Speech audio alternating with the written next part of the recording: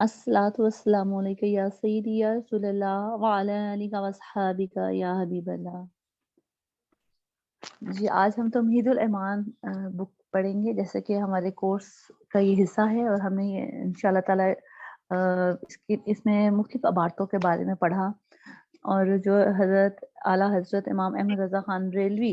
रहमतुल्लाह अलैह ने हमें।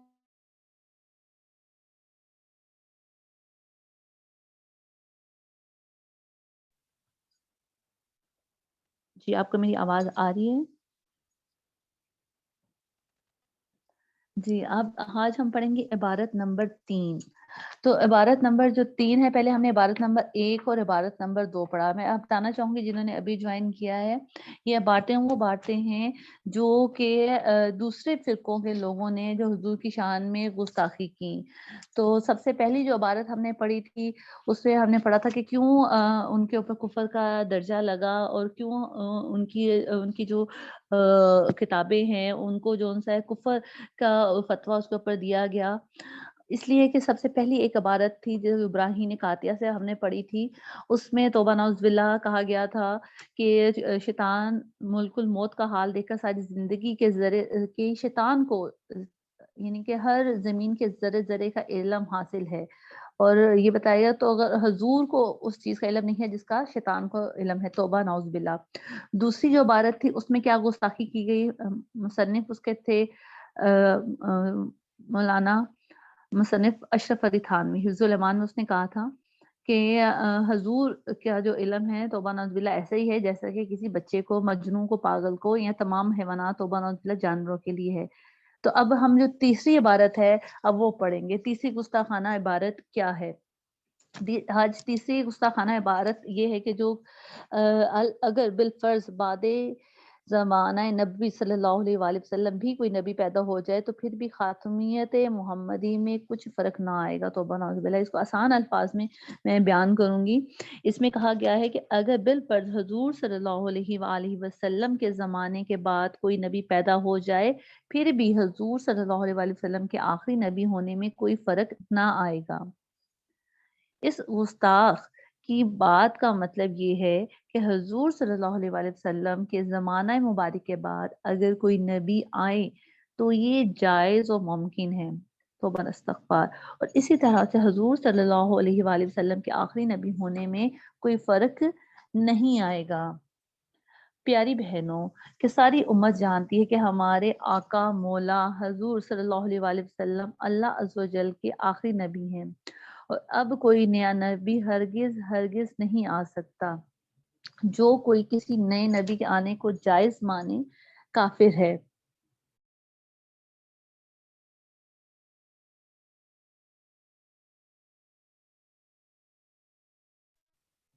इसके लिए कुरान पाक से कुछ दलाइल हैं, आपके सामने किताब मौजूद है, आपके सामने ये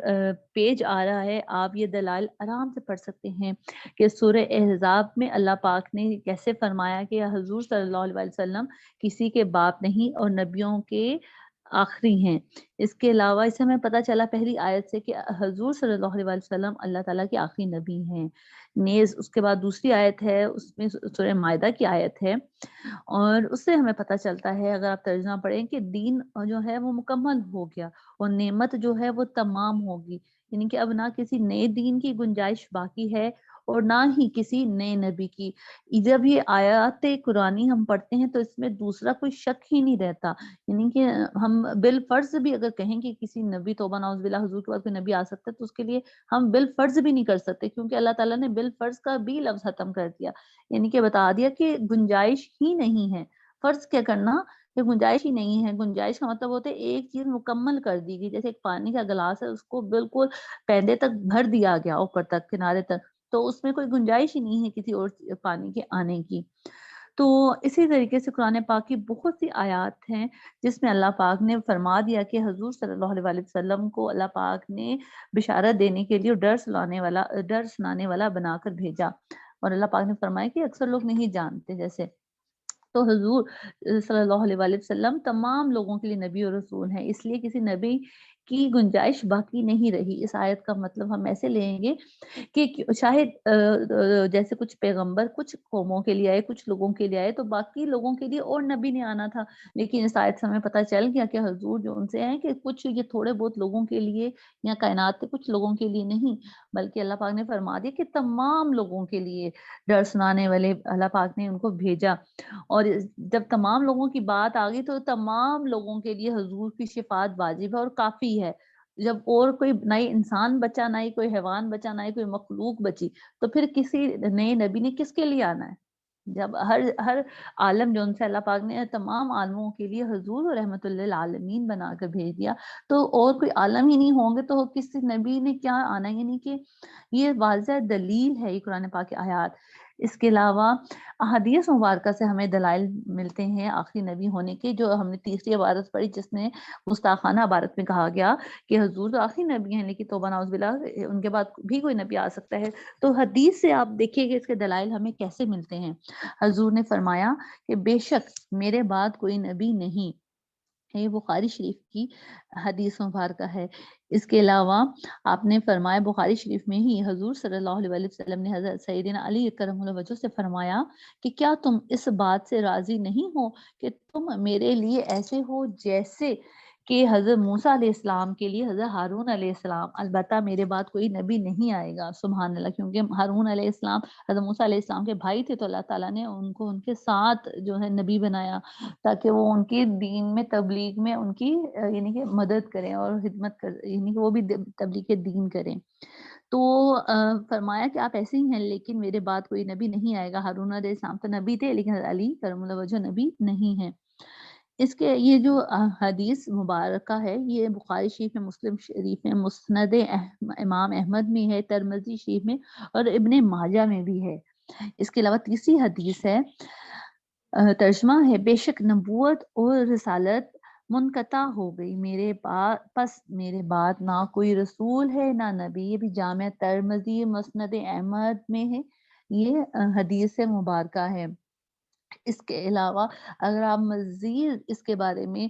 آپ حدیث اور قرآن پاک کی آیات جاننا چاہتے ہیں، تو جیسے لاسٹ ٹائم آپ کو دارج الحق کی جو بک ہے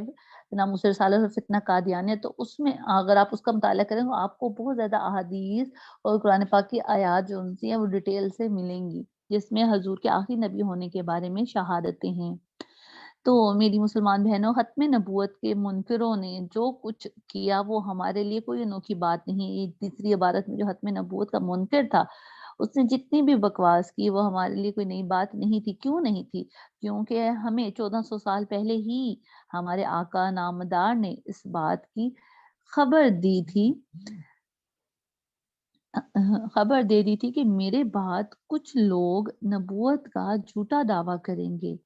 اور اس کے لیے بھی آپ احادیث جو ان سے ہیں وہ ملاحظہ فرمائیں کہ حضور نے جو فرمایا تو وہ کب فرمایا۔ جامع ترمذی میں ہے، ترجمہ ہے کہ حضور نے ایسے گستاخوں کے بارے میں، ایسی عبارت لکھنے والوں کے بارے میں پہلے ہی فرما دیا تھا۔ پہلی حدیث ہے، اس کا ترجمہ ہے صفحہ نمبر 37، اور ان قریب میری امت میں 30 کذاب ہوں گے جن میں سے ہر ایک نبی ہونے کا دعویٰ کرے گا، حالانکہ میں خاتم النبیین ہوں، میرے بعد کوئی نبی نہیں۔ سبحان اللہ۔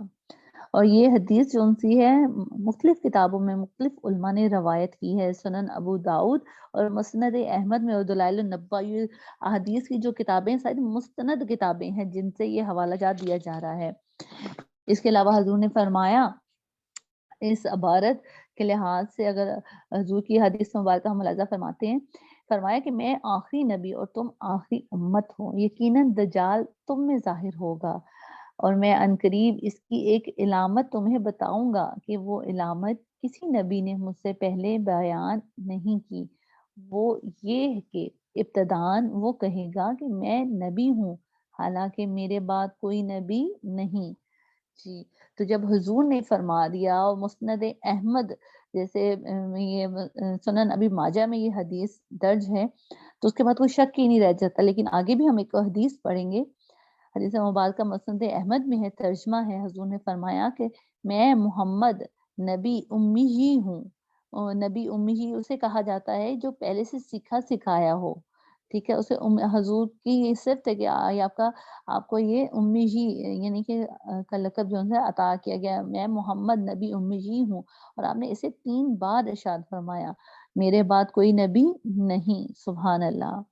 تو پیاری بہنوں، آپ نے دیکھا کہ آپ نے حضور صلی اللہ علیہ وآلہ وسلم کا آخری نبی ہونا بالکل یقینی اور قطعی ہے، لیکن نانوتوی نے اپنی ملعون عبارت سے اس عقیدے میں رخنا ڈالنے کی کوشش کی۔ چنانچہ اس عبارت سے فائدہ اٹھاتے ہوئے نانوتوی جو تھا تو وہ دیوبندی عقیدے کا عالم تھا، اکابر تھا بلکہ۔ تو لیکن اس نے کیا کیا، یہ جب یہ عبارت لکھی تو پھر دوسرے لوگوں کو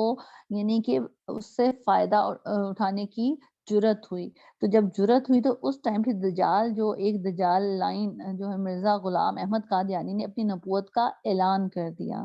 اور دلیل کے طور پر اس نے قاسم نتوی کی یہ جو عبارت ہم نے ابھی پڑھی ہے اس نے پیش کر دی۔ جب اسے دلیل مانگے گی تو اس نے کہا یہ تو آپ ہی اہل سنت کے ہی علماء نے یہ بیان کیا ہے، جبکہ اہل سنت تو وہ ہے ہی نہیں۔ تو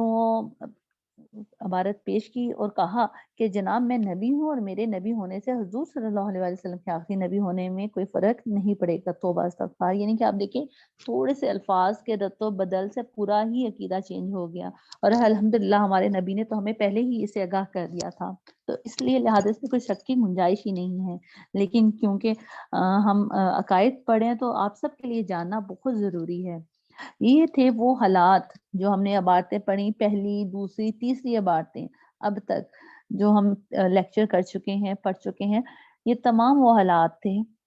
جو اعلیٰ حضرت کے دور میں پیدا ہو چکے تھے، اور کوئی اللہ کو جھوٹا کہہ رہا تھا، اور کوئی حضور صلی اللہ علیہ وسلم کے آخری نبی ہونے کا انکار کر رہا تھا، اور کوئی تو بذات خود ہی نبی ہونے کا دعوے دار تھا، جیسے کہ یہ مرزا قادیانی۔ تو جو کوئی حضور صلی اللہ علیہ وآلہ وسلم کے علم کو پاگلوں اور جانوروں کے مثل کہہ رہا تھا، معاذ اللہ ثم معاذ اللہ، اور ان سب کا مقصد ایک ہی تھا، اور ان کا مقصد کیا تھا کہ حضور صلی اللہ علیہ وآلہ وسلم کی عظمت، محبت مسلمانوں کے دل سے نکال دی جائے، تاکہ مسلمانوں کے دل سے ایمان سے خالی کر لیے جائیں، جیسے کہ موت کے بعد جسم روح سے خالی ہو جاتا ہے۔ کیا خوب فرمایا ہے علامہ اقبال نے، یہ فاقہ کش جو موت سے ڈرتا نہیں ذرا، روح محمد صلی اللہ علیہ وآلہ وسلم اس کے بدن سے نکال دو۔ یعنی کہ اگر ہم مسلمان کے جسم سے، اگر اس کے اندر سے حضور صلی اللہ علیہ وآلہ وسلم کی محبت نکال دی جائے تو پھر پیچھے کچھ نہیں بچتا۔ تو ایسے وقت میں جب سارے ہندوستان میں انگریز کے اشاروں پر یہ سازشی زوروں پر تھیں، اور خاص اور عام ہر انسان کی جو آنکھیں تھیں امام اہل سنت کی طرف لگی ہوئی تھی، خاص سے مراد ہے ان کے عوام، اور خاص سے مراد ہے علماء کرام، جتنے بھی اہل سنت کے اور دنیا کے اور پاک برصغیر پاک و ہند کے جتنے بھی جو علماء تھے، ان سب کی جو نظریں تھیں وہ امام احمد رضا خان بریلوی کی طرف لگی ہوئی تھی، کیونکہ آپ امام تھے اور فتویٰ آپ ہی دے سکتے تھے۔ چنانچہ آپ رحمۃ اللہ علیہ نے ان گستاخوں کو سمجھایا، خوف خدا عزوجل اور عظمت مصطفیٰ صلی اللہ علیہ وآلہ وسلم یاد دلانے کی کوشش کی، یعنی کہ ان کو حضور کی عظمت کا بتایا اور اللہ تعالیٰ کی عظمت کا بتایا، خوف کا بتایا، اور اس بارے میں آپ نے فتوے بھی دیے۔ تو جیسے کہ خدا کے جھوٹ بولنے پر یعنی کہ انہوں نے توبہ نعوذ باللہ یہ عبارتیں کہی تھیں، تو اعلیٰ حضرت نے اس کے بارے میں بھی فتویٰ دیا تھا، اور آج تک اس فتوے کا جواب کوئی نہیں دے سکا۔ تو اگر یہ لوگ اپنی گستاخانہ عبارتوں سے توبہ کر لیتے تو یہی ان کے حق میں بہتر تھا، مگر افسوس کہ یہ لوگ اپنی کتابوں سے یہ کفریہ عبارتیں نکالنے اور ان سے توبہ کرنے پر راضی نہ ہوئے۔ حالانکہ اگر ایک عام شخص بھی اگر اس کو سمجھایا جائے تو اپنی غلطی کا اقرار کر ہی لیتا ہے، جس کو اتنی عقل نہیں ہوتی، اس کا علم نہیں ہوتا۔ یہ لوگ تو پھر بھی عالم تھے، علماء کہلاتے تھے، اور ان کو تو ہر چیز کا علم تھا، لیکن یہ اگر اپنی غلطی کا اقرار کر کے توبہ کر لیتے تو امت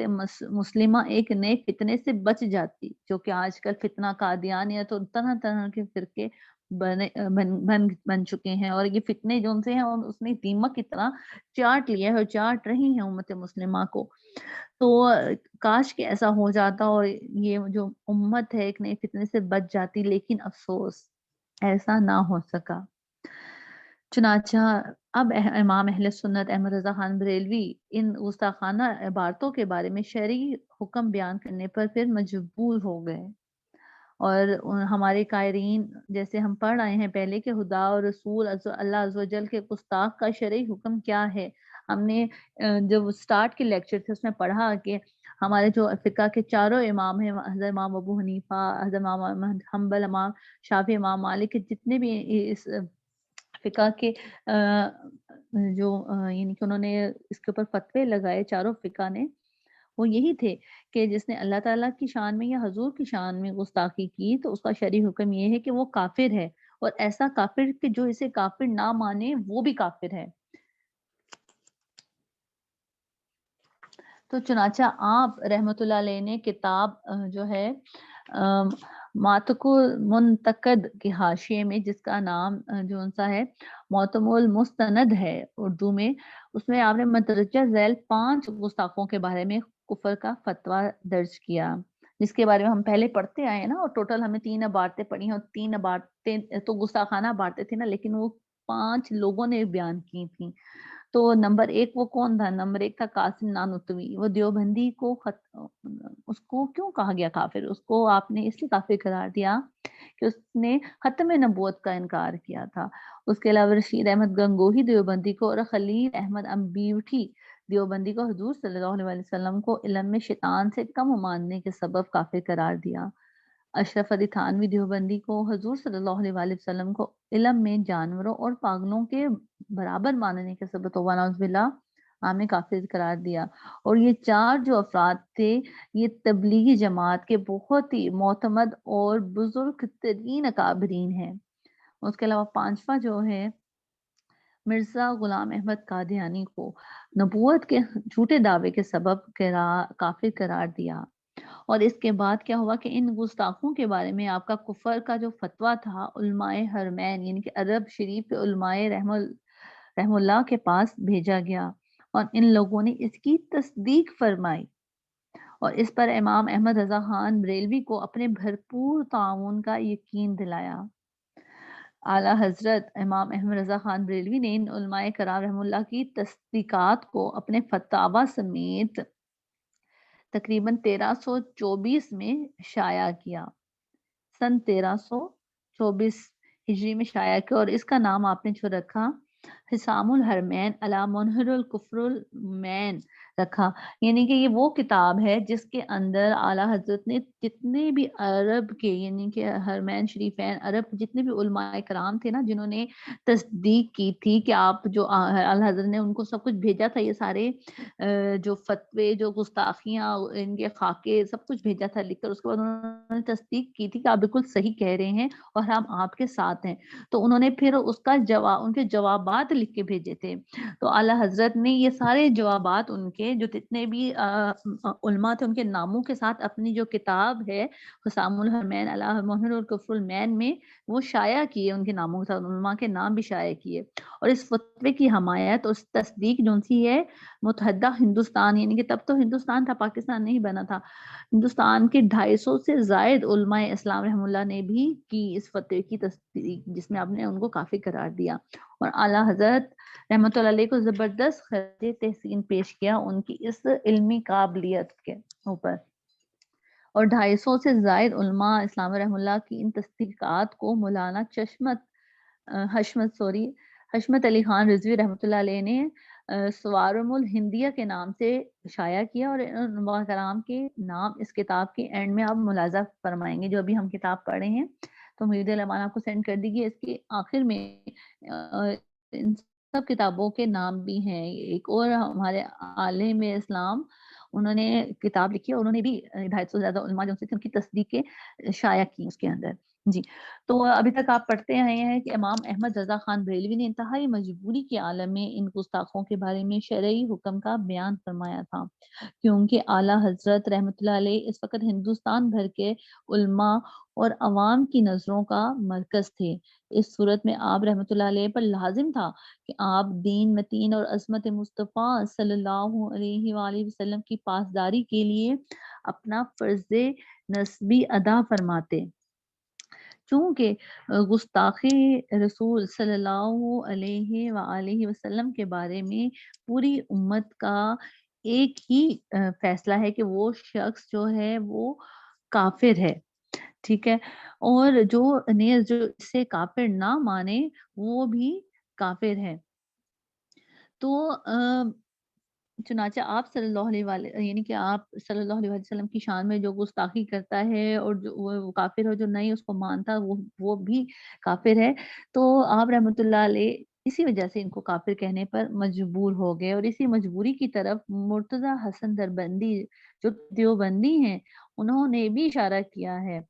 یعنی کہ یہ بات ہے ایسی ہے کہ یہ نہیں تھا کہ صرف اعلیٰ حضرت نے یہ فرمایا، اسے کہا، جیسے آپ بتائیں کہ وہ مجبور ہو گئے لکھنے میں، کیونکہ ہر پوری یعنی کہ عوام کی علماء کی نظریں بھی آپ کے اوپر تھی کہ یہ کام ہو رہا ہے اور ان کو کوئی جواب نہیں دے رہا، اعلیٰ حضرت کیوں خاموش ہیں؟ تو پھر اعلیٰ حضرت نے پھر یہ کتاب لکھی، ٹھیک ہے نا۔ تو ان کی مجبوری کو صرف اہل سنت کے ہی عقائد یعنی کہ علماء نہیں، بلکہ دیوبندی جو مذہب ہے، دیوبندوں کے جو علماء تھے وہ بھی اس کو جانتے تھے، ان میں سے بہت علماء نے بھی اس کی تصدیق کی کہ ہاں اعلیٰ حضرت نے بالکل صحیح کہا۔ ان میں سے ایک عالم تھے مرتضی حسن دربنگی، تو انہوں نے اپنی کتاب جو سی ہے دارالعلوم وہ جو حسن دربنگی تھے، موصوف دارالعلوم دیوبند کے شعبہ تبلیغ کے ناظم تعلیمات تھے، اور وہ لکھتے ہیں کہ اگر مولانا احمد رضا خان صاحب کے نزدیک بعض علماء دیوبند واقعی ہی ایسا تھے جیسا کہ انہوں نے سمجھا، یعنی کہ اعلیٰ حضرت نے سمجھا، کیا سمجھا کہ یعنی کہ ان کو گستاخی رسول سمجھا، تو خان صاحب پر ان علماء دیوبند کی تکفیر فرض تھی، یعنی کہ ان کو کافر کہنا فرض تھا، اور اگر وہ انہیں کافر نہ کہتے تو وہ خود کافر ہو جاتے۔ تو دیکھا آپ نے کہ یہ جو اعلیٰ حضرت نے ان کے اوپر جو فتوے لگائے کہ دیوبند عالم ہی خود اس بات کی تصدیق کر رہے ہیں، کیونکہ اللہ تعالیٰ جسے ہدایت دے، ٹھیک ہے نا، تو ان کے پاس بھی علم تھا، اور ان کے پاس بھی ڈیفینیٹلی تمام فقہ کے تمام عالموں کے تمام موجود تھے امام کے، تو لیکن جو لکھ چکے تھے وہ انہوں نے ٹس سے مس نہیں کیا، یعنی کہ توبہ نہیں کی۔ تو نیز ذیل میں ہم بطور نمونہ اکابر علماء دیوبند کے چند فتاوے پیش کرتے ہیں جو امام احمد رضا خان بریلوی یعنی کہ امام احمد رضا خان بریلوی اہل سنت کے جو امام ہیں ان کے فتوے کی تائید کرتے ہیں، یعنی کہ ان کی حمایت کرتے ہیں۔ تائید کا مطلب ہے کہ حمایت کرنا۔ جی اب ہم پڑھیں گے جو دیوبندی فتاوی پڑھیں گے، جس میں انہوں نے کہا ہے کہ جو حضور کو حضور کی جو گستاخی رسول کرتا ہے یا اللہ پاک کی شان میں کچھ کرتا ہے گستاخی تو وہ کافر ہے۔ تو اب آپ یہ دیکھیے گا صرف اعلیٰ حضرت نے ہی نہیں، ان کے خود جو اکابر تھے انہوں نے کیا کہا۔ نمبر 1 تھا فتویٰ، جو شخص نبی صلی اللہ علیہ وآلہ وسلم کے علم کو زید و بکرو بہائم، زید و بکرو یعنی کہ جانور، اس سے مراد ہے جانور، اور مجانین یعنی کہ پاگلوں کے علم کے برابر سمجھے یا کہے وہ قطعاً کافر ہے۔ قطعاً کا مطلب ہوتا ہے کہ اس میں قطعاً کے اس میں کوئی دوسری رائے ہی نہیں ہے، وہ ہر لحاظ سے قطعاً کافر ہے۔ تو یہ کس نے کہا؟ خلیل احمد انبیٹھی، جنہوں نے جس نے گستاخانہ عبادت کی تھی، اس نے ہی پہلے اپنی کتاب میں یہ مہند صفحہ نمبر 30 میں وہ درج کر چکا تھا یہ۔ اس کے علاوہ مرتضی حسن دربنگی نے کیا کہا کہ جو کوئی آپ صلی اللہ علیہ وسلم کے علم کے برابر سبیان یعنی کہ بچوں اور مجانین، پاگلوں اور بہائم جانوروں کو کہے وہ کافر ہے، مرتد ہے، ملعون ہے اور جہنمی ہے۔ توبہ استغفار، بے شک۔ اور مزید فرماتے ہیں تمام علماء دیوبند فرماتے ہیں کہ مولانا احمد رضا خان صاحب کا یہ حکم بالکل صحیح ہے، جو ایسے کہے جیسا کہ کیسے کہے کہ یعنی کہ جس نے گستاخی کی، جیسا کہ نانوتوی نے تحذیر الناس میں اور تھانوی نے حفظ الایمان میں اور انبیٹھی نے براہین قاطعہ میں کہا وہ کافر ہے، مرتد ہے، ملاؤن ہے۔ اور نہ صرف انہوں نے یہ کہا بلکہ انہوں نے یہ بھی کہا کہ لاؤ ہم بھی تمہارے فتوے پر دستخط کرتے ہیں، بلکہ ایسے مرتدے کو جو کافر نہ کہے وہ خود کافر ہے۔ اشد العذاب، یہ دیوبند کے ہی ایک علماء ہے جنہوں نے بعد میں مرتضی حسن دربنگی جنہوں نے بعد میں یہ کہا کہ یہ جو عبارتیں انہوں نے اپنے ہی لوگوں کی بیان کی، انہوں نے کہا کہ بالکل صحیح کیا اعلیٰ حضرت نے، اگر جو نہیں وہ کافر کرے وہ خود بھی کافر ہے، ظاہر ہے۔ انہوں نے کہا کہ اگر اعلیٰ حضرت ایسے نہ کہتے تو وہ خود کافر ہو جاتے، اس لیے ان کے لیے ضروری تھا کفر کا درجہ دینا۔ تو یہ جو صاحبان ہیں ان کی عبادت سے مزید بات واضح ہو گئی کہ کفریہ فتویٰ ذاتی دشمنی کی وجہ سے نہ تھا، بلکہ اعلیٰ حضرت رحمۃ اللہ علیہ پر عالم دین ہونے کی حیثیت سے انہیں کافر کہنا ضروری ہو گیا تھا، تاکہ ناموس رسالت صلی اللہ علیہ وآلہ وسلم کی حفاظت کا فرض جو سا ہے کما حقہ ادا کر سکیں، اور آئندہ کسی گستاخ کو ہمارے نبی کی شان میں گستاخی کی جرت نہ ہو۔ اللہ ڈال دی قلب میں عظمت مصطفیٰ، اس امام اہل سنت پر لاکھوں سلام۔ ایک غلط فہمی کا ازالہ، صفحہ نمبر 43 پیارے بھائیوں اور پیاری بہنوں، تبلیغی جماعت اور گروہ وہابیہ کے سرخیل مولوی اسماعیل دہلوی جنہیں ان کے پیروکار شہید کے لقب سے یاد کرتے ہیں، اس نے اپنی بدنامی زمانہ کتاب تقویۃ الایمان میں اللہ کے پیارے انبیاء کرام علیہ السلام اور بزرگان دین کی شان میں بے حد گستاخیاں کی، اور سچے مسلمان کو بے محبانہ بے جنبش قلم کافر و مشرک قرار دیا، یعنی کہ بیعت وقت نہ صرف مسلمان کو کہا کہ اس کے اندر محبت نہیں ہے بلکہ اس کو کافر و مشرک بھی قرار دیا، جس کی وجہ سے تحریک آزادی ہند 1875 کے عظیم رہنما ہیرو حضرت سیدنا علامہ فضل الحق خیر آبادی نے اسماعیل دہلوی کے کفر کا فتویٰ دیا تھا۔ دیکھیں، ایک طرف تو مسلمان تحریک آزادی کی جنگ لڑ رہے تھے اور دوسری طرف علماء جو ان سے اپنے دین کو بچانے کی جنگ لڑ رہے تھے، یعنی کہ 1875 کی بات ہے یہ۔ اور اس میں جو حضرت سیدنا علامہ فضل الحق نے اسماعیل دہلوی جو تھا اس کے کیا آپ نے کہا تھا، آپ نے فرمایا تھا کہ جو اس کے کفر اور عذاب میں شک کرے وہ کافر ہے، کیونکہ اس نے گستاخیاں کی تھی نا، کہ اللہ کی شان میں، پیارے نبی کی شان میں اور اولیاء کرام بزرگان دین کی شان میں، اور ایک طرف تو گستاخیاں کی، دوسری طرف مسلمانوں کو ہی کہہ دیا کہ یہ کافر اور مشرک ہے۔ تو اس نے کسی بھی دلیل کے بغیر، کسی بھی یعنی کہ سوچ اور فکر رکھتے ہوئے، جیسے اعلیٰ حضرت کے بارے میں تو ہم نے پڑھا نا کہ ان کے سارا بیک گراؤنڈ تھا، تو ان کو خود دیوبند اکابر نے کہا اگر وہ ایسے نہ کہتے تو خود کافر ہو جاتے، لیکن اس شخص نے، سخی مولوی اسماعیل دہلوی جس سے وہ شہید کہتے ہیں، اس نے تو بغیر سوچے سمجھے ہی ایسے کیا۔ تو آپ اس کے بارے میں فرماتے ہیں کہ جو اس کے کفر اور عذاب میں شک کرے وہ کافر ہے۔ دیگر اکابر علماء اہل سنت رحم اللہ نے بھی اس کتاب کا رد بڑی شد و مد کے ساتھ تحریر کیا، یعنی کہ جو حضرت سیدنا علامہ فضل الحق کی جو کتاب تھی، بڑے اچھے طریقے سے انہوں نے اس کا جو ہے وہ رد شائع کیا، اور ایسا ہونا بھی چاہیے تھا۔ ذیل میں اب ہم جو پڑھیں گے تقویۃ الایمان کی چند عبارتیں پڑھیں گے، جو گستاخانہ عبارتیں ہیں وہ پڑھیں گے، جس سے جو مصنف ہے اس کی ہمیں ذہنیت کا پتہ چلے گا، اور علامہ فضل الحق جو کہ اہل سنت کے تھے، ان کے فتویٰ تکفیر کی وجہ ہمیں سمجھنے میں آئے گی کہ انہوں نے اپنی کتاب میں اس یعنی کہ تقویۃ الایمان کے جو مصنف ہے اس کے اوپر کیوں فتویٰ لگایا کفر کا۔ تو یہ وجہ سمجھنے کے لیے آپ سنیے کہ جو دہلوی مذکور ہے، سرکار دو عالم صلی اللہ علیہ وآلہ وسلم اور مولا علی کرم اللہ وجہ کے بارے میں لکھتا ہے، تقویۃ الایمان میں ہے، جس کا نام محمد یا علی ہے وہ کسی چیز کا مختار مالک نہیں، استغفر اللہ۔ اسی کتاب میں آگے چل کر لکھتا ہے کہ سارا کاروبار جہاں کا اللہ کے چاہنے سے ہوتا ہے، رسول کے چاہنے سے کچھ نہیں ہوتا، بلکہ ایک بات تو ایسی لکھی کہ جسے پڑھ کر ایک مومن کا کلیجہ لرز جاتا ہے اور دل پکار پکار کر یہ کہتا ہے کہ یہ الفاظ کسی مومن کی زبان و قلم سے جاری ہو ہی نہیں سکتے۔ جو موصوف ہے وہ انبیاء کرام علیہ السلام و اولیاء اور کفار و مشرکین میں کسی قسم کا فرق کیے بغیر کیا گل افشانی فرماتے ہیں، یعنی کہ جب جو اس نے عبارتیں لکھی ہیں اس میں اس نے نہیں دیکھا کہ یہ کوئی نبی ہے، نہیں دیکھا اس نے کہ یہ کوئی ولی ہے، کوئی صحابی ہے، کوئی کافر ہے، کوئی مشرک ہے، اس نے سب کے بارے میں ایک ہی طرح کی جو ہے عبارت وہ لکھی ہے۔ تو عبارت ملاحظہ ہو تقویۃ الایمان میں ہی ہے، پہلے ہم نے 2 پڑھی ہے، تیسری پڑھ رہے ہیں کہ ہر مخلوق میں بڑا ہو یا چھوٹا وہ اللہ کی شان کے آگے چماڑ سے بھی زیادہ ذلیل ہے۔ توبہ استغفار۔ اس میں اس نے یہ نہیں واضح کیا کہ مخلوق میں کس کے بارے میں کہہ رہا ہوں، تو اس نے کہہ دیا کہ ہر بڑا تو ہم جانتے ہیں کہ بڑی شانوں والے کون ہیں، اور چھوٹا بھی ہم جانتے ہیں کہ چھوٹا کون ہے۔ تو اس نے کہا کہ ہر کوئی اللہ کی شان کے آگے چماٹ سے بھی زیادہ ذلیل ہے، استغفر اللہ، کہنے والا خود ذلیل۔ صاف ظاہر ہے کہ یہ چھوٹائی یا بڑائی قد کاٹ کے لحاظ سے تو نہیں ہے، بلکہ اللہ کے دربار میں درجات کے لحاظ سے ہوتی ہے۔ یہ بات تو بچہ بچہ جانتا ہے کہ مخلوق میں سب سے بڑا درجہ کس کا ہوتا ہے۔ بے شک مخلوق میں اللہ تعالیٰ نے فرما دیا کہ سب سے بڑا درجہ نبیوں کا ہوتا ہے، یعنی کہ انبیاء کرام علیہ السلام کا ہے۔ اور اور ہر حضرت نے انہی کے بارے میں کیسی توہین امیز بات کر دی۔ حضرت یعنی کہ اس کو کہا جا رہا ہے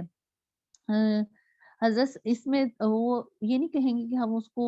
کہ وہ ادب کے لحاظ سے کہا جا رہا ہے، یعنی یہ جیسے تنقید کی جا رہی ہوتی ہے نا، اس کے لحاظ سے کہا جا رہا ہے۔ اس کے علاوہ 1300 سال کے تمام مسلمانوں کو اپنے عجوبہ روزگار، یعنی کہ جو عجوبہ فتویٰ تھا اس کے ذریعے اس نے کیا کیا، دین اسلام سے ہی خارج کر دیا اور صاف صاف کافر و مشرک ٹھہرا دیا۔ توبہ استغفار۔ مثلاً کہا کہ جو کوئی کسی کا نام اٹھتے بیٹھتے لیا کرے، جیسا کہ سلسلہ قادریہ، چشتیہ، سہروردیہ اور نقشبندیہ، غرض تمام عالم اسلام میں رائج ہے کہ بزرگان دین کو اللہ تعالیٰ اللہ عز و جل کی مدد کا مظہر سمجھتے ہوئے انہیں مدد کے لیے پکارتے ہیں، اور ایسا کرنا شرعاً درست ہے۔ جب ہم نے پہلے عقائد پڑھے تھے اہل سنت کے، تو اس میں ہم نے پڑھا تھا کہ بزرگان دین کو مدد کے لیے پکارنا شرعاً جائز ہے، اور دور نزدیک سے پکارا کرے یا اس کی صورت کا خیال باندھے، یا یوں سمجھے کہ جب میں اس کا نام لیتا ہوں زبان سے یا دل سے، یا اس کی صورت کا یا اس کی قبر کا خیال باندھتا ہوں، تو وہ وہیں اس کو خبر جاتی ہے، اور اس سے میری بات چھپی نہیں رہ سکتی۔ اور جو کچھ مجھ پر احوال گزرتے ہیں، جیسی کہ بیماری، تندرستی، کشائش و تنگی، مرنا جینا، غم و خوشی، سب کی ہر وقت اسے خبر رہتی ہے، اور جو بات میرے منہ سے نکلتی ہے وہ سب سن لیتا ہے، اور جو خیال وہم میرے دل میں گزرتا ہے وہ سب سے واقف ہے۔ یعنی کہ یہ جو باتیں اور یہ جو عقائد تھے، یہ 13 یعنی کہ کب سے، یعنی کہ 1300 سال تک مسلمانوں کے اندر تھے، ٹھیک ہے، اور یہ تمام عقائد شرعاً جائز بھی ہیں اور مسلمان کرتے آئے تھے۔ تو اس نے کیا کہہ دیا، اس نے سب کو اسلام سے ہی خارج کر دیا 1300 سال سے، جو مسلمانوں کے عقائد تھے۔ ان باتوں سے اس نے کہا کہ مشرک ہو جاتا ہے، اور اس قسم کی باتیں سب شرک ہیں، خواہ عقیدہ انبیاء ہوں، اولیاء سے رکھے، یا خواہ پیرو شہید سے، خواہ امام و امام زادے سے، خواہ بھوت پری سے۔ ظاہر ہے بھوت جو پرید ہے، یعنی کہ بھوت جن جو تھا اس میں، اور ولی میں اور نبی میں تو زمین آسمان کا فرق ہے، اور انبیاء تو سب سے افضل ہیں۔ تو یہ تو قرآن پاک میں ہم پڑھتے ہیں، اور جب آپ قرآن پاک کی تفسیر آپ ملاحظہ فرما رہے ہیں آپ سب بہنیں، اور ہم نے کتنے واقعات پڑھے کہ خصوصاً انبیاء میں، کہ جس میں اللہ تعالیٰ نے اپنے انبیاء کو یہ شان عطا فرمائی کہ ان کی دعا سے کسی نے کہیں دعا کی تو اللہ پاک نے ان کی اسی ٹائم وہ دعا قبول فرما لی۔ ایون کہ ہم نے حضرت عمر فاروق رضی اللہ عنہ کے بارے میں جب ہم پڑھتے ہیں کہ ان کی ایک ہم نے کرامت پڑھی کہ وہ جب خطبہ بیان کر رہے تھے، تو انہوں نے اپنے جو ایک صحابی تھے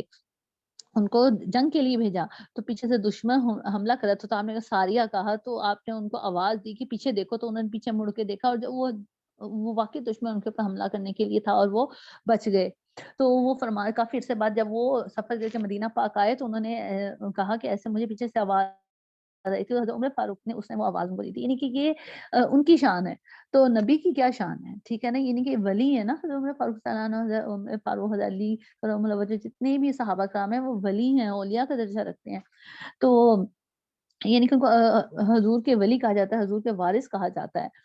تو اس نے یعنی کہ اس چیز کا لحاظ نہیں رکھا، اس نے کہا کہ چاہے بھوت ہو، جن ہو، شیطان ہو، نبی ہو، طوفان اعوذ باللہ اولیاء، یعنی سب کو اس عبارت میں شامل کر دیا، یعنی اللہ کے پیاروں اور دشمنوں میں کوئی فرق ہی نہیں کیا۔ پھر خواہ یوں اس نے کہا کہ پھر خواہ یوں سمجھے کہ یہ بات ان کو اپنی ذات سے خود اللہ کے دیے سے، غرض اس عقیدے سے ہر طرح شرک ثابت ہوگا، گویا اللہ تعالیٰ کی عطا کا ہی انکار کر دیا۔ اللہ تعالیٰ نے خود فرمایا نا کہ اللہ تعالیٰ جسے چاہے عطا فرمائے، ٹھیک ہے نا، جیسے ہم نے سورہ کہف میں پڑھا کہ حضرت علماء فرماتے ہیں وہ حضرت خضر علیہ السلام سے، حضرت موسیٰ علیہ السلام سے، تو اللہ پاک نے فرمایا کہ میں نے اپنی عطا سے انہیں علم دنیا عطا فرما دیا۔ کہیں اللہ تعالیٰ عطا فرماتا ہے کہ میں نے اس کو قرآن کا علم عطا فرمایا، کہیں اللہ پاک فرماتا ہے کہ اس کو میں نے فلاں علم عطا فرمایا۔ جب ہم واقعات پڑھتے ہیں کہ نبیوں کے علاوہ اللہ کے نیک بندوں کی بھی واقعات جب ہم قرآن پاک میں پڑھتے ہیں، تو یعنی کہ اس شخص نے تو سرے سے اللہ تعالیٰ کی عطا کا ہی انکار کر دیا نا۔ تو یہ تقیۃ الایمان میں یہ اس موصوف نے فرمایا۔ اور موصوف کے اس فتوے سے اکابرین امت حتیٰ کہ صحابہ کرام رضی اللہ عنہ تک معاذ اللہ غیر مسلم قرار پاتے ہیں۔ تو استغفار، اس طرح کے فتوے ان کی اس کتاب میں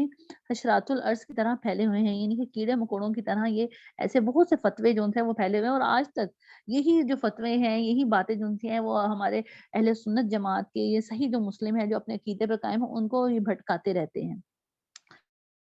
یہی نہیں بلکہ آپ حیرت کریں گے کہ اس شخص نے جھوٹ کو اللہ تعالیٰ کی صفت قرار دے دیا۔ رسالہ یک روزہ، اس میں اس نے کہا کہ اللہ پاک توبہ استغفار جھوٹ بول سکتا ہے۔ جو بندی حضرات سے جب اس کے بارے میں سوال کیا جاتا ہے تو وہ جواب کچھ یوں ملتا ہے۔ کیا جواب دیتے ہیں اس بارے میں کہ اگر اللہ جھوٹ پر قادر نہ مانا جائے، بندوں کی قدرت اللہ تعالیٰ کی قدرت سے بڑھ جائے گی، اس لیے کہ اللہ تعالیٰ کو جھوٹ پر قادر مانا جاتا ہے۔ استغفر اللہ، یعنی کہ اس سے کہنے کا مطلب یہ ہے کہ اللہ تعالیٰ بندوں کی اللہ تعالیٰ نے جتنی بندوں کو خصوصیات فرمائی ہیں تو اللہ تعالیٰ کے اندر بھی وہ ساری خصوصیات ہیں، تو بس ایک خصوصیت جھوٹ ہے وہ بھی بندوں کے اندر ہے، وہ اللہ کے اندر کا ہم نہ مانی تو اس کا مطلب ہے کہ توبہ نعوذ باللہ ایک خصوصیت اللہ تعالیٰ سے کم ہوگی۔ استغفر اللہ۔ تو یہ اس کا جواب انہوں نے یہ دیا، اس کا مطلب میں آپ کو بتا رہی ہوں۔ تو حالانکہ بندے تو گناہ بھی کرتے ہیں، ٹھیک ہے نا، اعلیٰ حضرت فرماتے ہیں، یعنی کہ مصنف اہل سنت فرماتے ہیں کہ حالانکہ بندے تو گناہ بھی کرتے ہیں، مطلب چوری کرتے ہیں، شراب کرتے ہیں، بدکاری کرتے ہیں وغیرہ، نیز بندے تو شادی بھی کرتے ہیں، اولاد بھی پیدا کرتے ہیں، حتیٰ کہ خودکشی بھی کرتے ہیں۔ تو کیا یہ افعال کرنے سے بندے کی قدرت اللہ تعالیٰ کی قدرت سے بڑھ جائے گی؟ اور نہیں، بے شک نہیں۔ اور اگر خدا کو بھی ان تمام پر قادر مانا جائے تو کیا ایسی ہستی کو خدا کہا جا سکتا ہے؟ بے شک نہیں۔ خدا تو وہ ہے کہ جس نے اس کو، نہ کسی نے اس کو جنا، نہ ہی بلکہ وہ شروع سے ہے اور ابد سے ہے اور شروع سے ہے، یعنی کہ وہ جس کو پیدا ہی نہ کیا گیا، خدا ایسی ہستی کو کہا جاتا ہے جو پیدا کر سکے۔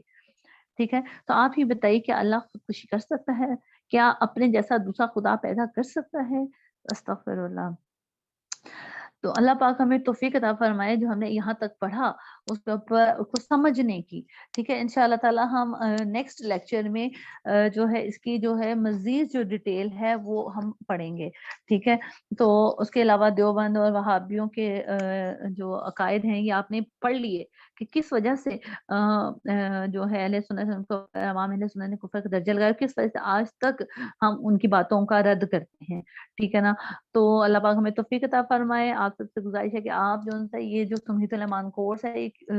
ضرور مکمل کیجیے گا، آپ کے دل و دماغ کے اور بھی دریچے انشاءاللہ تعالی